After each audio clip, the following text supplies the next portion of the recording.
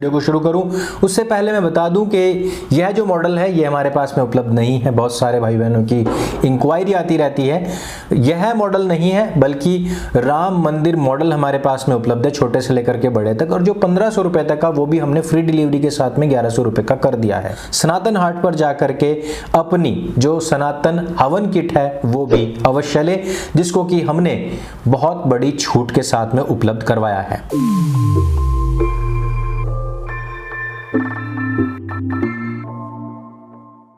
नमस्ते दोस्तों, आप सबका एक बार फिर से स्वागत है आपके अपने YouTube चैनल सत्य सनातन में। ऋषि परंपरा और ऋषि पुत्र हम सभी सनातनियों वैदिकों को कहा जाता है कि हम ऋषि परंपरा के अनुयायी हैं और उसके आगे बढ़ाने वाले वंशज हैं। इसी ऋषि परंपरा से निकले हुए ऋषि सुनक आज ब्रिटेन के प्रधानमंत्री बन चुके हैं। 28 तारीख को उनका शपथ समारोह होने वाला है। 100 करोड़ भारतीय हिंदुओं ने उनको अपनी हृदय की गहराइयों से शुभकामनाएं प्रेषित की हैं। ना केवल प्रधानमंत्री बल्कि सभी लीडर्स ने उनको शुभकामनाएं भेजी हैं। जहां एक तरफ हर्ष और उल्लास का माहौल है कि जहां 75 साल पहले जो लोग हमारे से क्या लगान, कितना लगान वसूला जाना है तय करते थे। The British Raj imposed taxes for everything. What are these taxes? Is it to suck out our lifeblood? They plunder us for our money and make us living corpses. Look into a railway carriage. There is breathing space for a gunny sack, but not for a man. Amrit Mahotsav के दौरान एक ऐसा व्यक्ति प्रधानमंत्री बन रहा है जो स्वयं तय करेगा कि ब्रिटेन के वासियों से कितना लगान वसूला जाना है। इसको लेकर के जहां एक तरफ संपूर्ण भारतीय समाज में हर्ष और उल्लास है, वहीं पर कुछ लोगों के पेट में अत्यंत पीड़ादायक मरोड़े भी उठ रहे हैं। इनमें से कुछ लोगों ने सवाल किया है कि जब वो खुद को हिंदू नहीं कह रहे तो यहाँ 7 समुंदर पार उनको हिंदू घोषित करने, साबित करने, प्रूफ करने की होड़ क्यों मची हुई है। ये वही लोग हैं जो पार्किंग में हिलती हुई कार के जन्मदाता होते हैं और अन्य लोगों को भी इस प्रकार के आइडियाज देते हैं। ये वही लोग होते हैं जो 2 BHK फ्लैट के ऊपर अपनी नीयत को खराब कर बैठते हैं। वैसे इनका जवाब इन्हीं के साथी दे चुके हैं।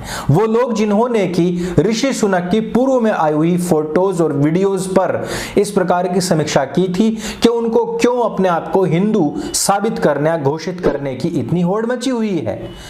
अब वो स्वयं हिंदू साबित कर रहे हैं स्वयं को, या फिर हम लोग उनको हिंदू साबित कर रहे हैं, ये लोग खुद में ही इस बात को तय नहीं कर पा रहे हैं। वैसे जो लोग उनके हिंदू होने का दावा खारिज करते हैं वो उनके नाम से ही इस बात का अनुमान क्यों नहीं लगा लेते कि आपका नाम विनोद कबाड़ी हो सकता है, विनोद पापड़ी हो सकता है, लेकिन उनका स्वयं में ही नाम ऋषि है। वैसे बहुत ही कम लोग जानते हैं कि इन्फोसिस के जो मालिक हैं उनके ये दामाद भी हैं, यानी कि भारत से इनकी पूरी तरीके से जो शाखाएं हैं वो जुड़ी हुई हैं। वैसे भारत से शाखाएं जुड़ी हो अथवा नहीं, लेकिन पाकिस्तान को अपनी तुड़वाने में बहुत मजा आता है। पिछले दिनों आपने देखा कि उन लोगों का जो IQ लेवल या कॉमन सेंस है इतना भी नहीं है कि 9 बॉल किस प्रकार से होती है और किस प्रकार से नहीं। क्रिकेट में मैच हारने के बाद में इन लोगों का जो मानसिक संतुलन है वो बहुत बुरी तरीके से खराब हो चुका है। ये लोग कह रहे हैं कि पाकिस्तान के गुजरांवाला में पैदा हुए ऋषि सुनक पाकिस्तानी मूल के हैं, यानी कि यहाँ अभी गाँव बसा भी नहीं और भिखारी पहले डोंगा लेकर के आ चुके हैं। गुजरांवाला में जिस समय पर इनका परिवार रहता था वो दौरान था, वो काल था 1935 से पहले का। और ऋषि सुनक 1935 में अगर पैदा हुए थे तो अब वो वहां के प्रधानमंत्री बनकर क्या कर रहे हैं। अब तक तो उनके 2 बार पुनर्जन्म भी हो चुके होते। लेकिन पाकिस्तानियों का कॉमन सेंस है और यहाँ भारत में बैठे हुए उनके जो पिछलग्गू या तलवा चाट हैं वो भी इसी प्रकार का प्रोपेगेंडा चलाने में लगे हुए हैं। वैसे मैं आपको बता दूं कि 1935 वो काल, वो दौरान है जब पाकिस्तानियों के अंडों और बीजों को भी नहीं पता था, उनके बच्चों को भी नहीं पता था कि इस लैंड को पाकिस्तान के नाम से कहा जाएगा, बुलाया जाएगा या पुकारा जाएगा।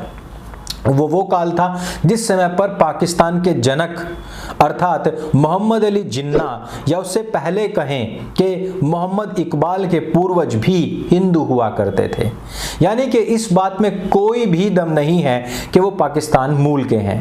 पाकिस्तान मूल का होना और वो भी हिंदू होना अपने आप में एक बहुत बड़ा गुनाह है, पाप है और कुफ्र है। इस प्रकार से अगर कोई भी व्यक्ति वहां पर तरक्की कर पाता या कहीं पर पहुंच पाता तो पाकिस्तान की वाकई में बड़ाई होनी चाहिए थी। लेकिन पाकिस्तान एक ऐसा देश है जहां पर यदि कोई साइंटिस्ट व्यक्ति तरक्की भी करने लग जाए तो उसको भी वहां से मार करके भगा दिया जाता है। जैसे मैंने इस बात को पहले भी कहा था कि 7 अरब की दुनिया में 2 अरब की दुनिया इस्लाम की है, लेकिन ध्यान दीजिए नोबेल अवार्ड में ये नगण्य है, शून्य मात्रा है।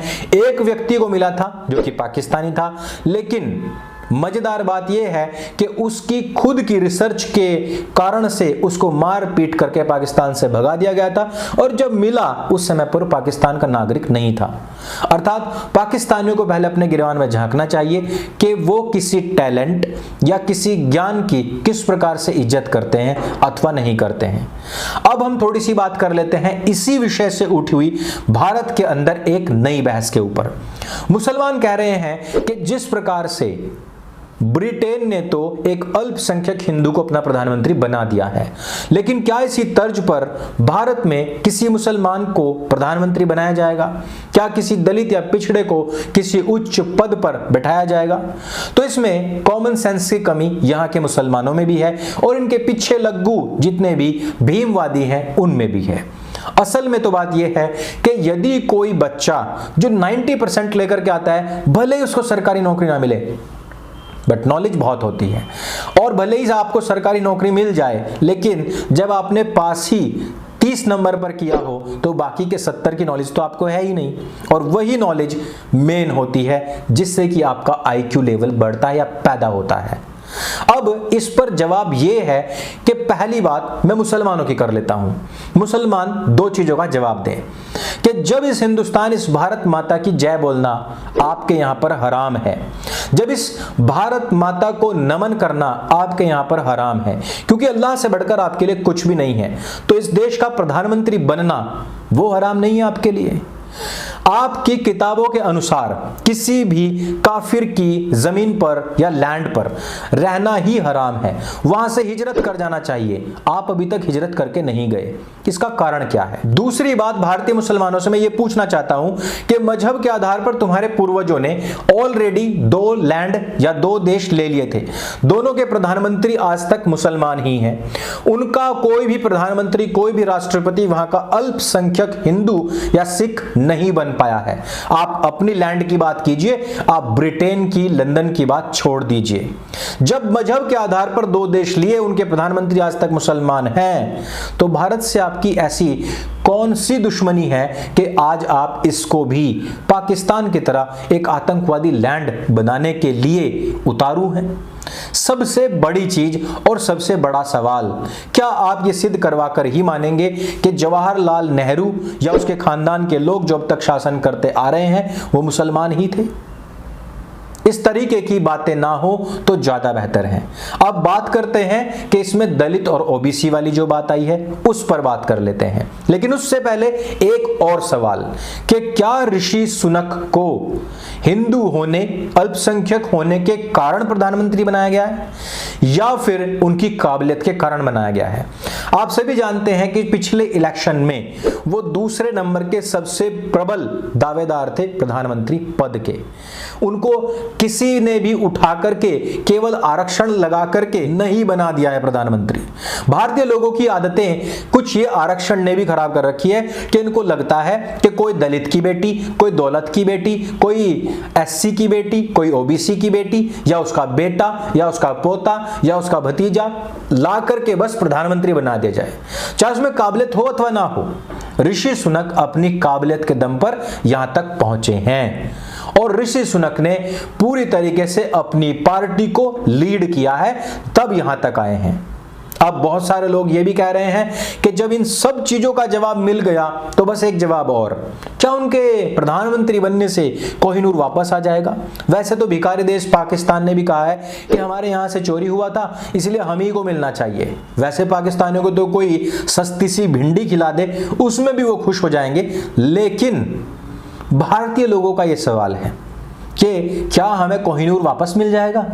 ये वही लोग हैं जो 36 प्रकार के भोजन खाने के बाद भी चील के मूत की कामना कर बैठते हैं कि 36 प्रकार के भोजन भले ही दे दिए हों लेकिन चील का मूत तो पिलाया ही नहीं।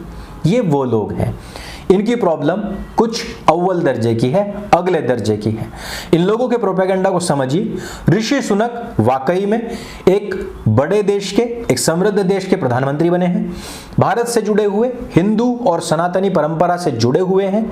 उनका भविष्य क्या होगा अथवा क्या नहीं होगा यह तो भविष्य के गर्त में ही है, लेकिन ये जो गांव बसा नहीं और अपना डोंगा भीख का डोंगा उठा करके पहले आ जाते हैं, ये जो 36 प्रकार के सवाल उठा करके 37 जवाब लेने के बाद में चील का मूत मांगने लग जाते हैं, इन लोगों का कोई इलाज नहीं हो सकता है। इन लोगों को इग्नोर कीजिए, आगे बढ़िए और यह उत्सव का, दीपावली का, लंदन पर विजय का प्रतीक है, इसको मनाइए। इनके IQ लेवल पर जाने लग गए तो आपका भी दिमाग खराब हो जाएगा। इस वीडियो में सिर्फ इतना ही। यदि वीडियो आपको अच्छी लगे, जानकारी से भरपूर लगे तो इसको सबके साथ में शेयर अवश्य करें और सनातन हाट पर आपका प्यार यूं ही बरसाते रहिए। मेरे संग बोली सत्य सनातन वैदिक धर्म की जय। जय हिंद, वंदे मातरम।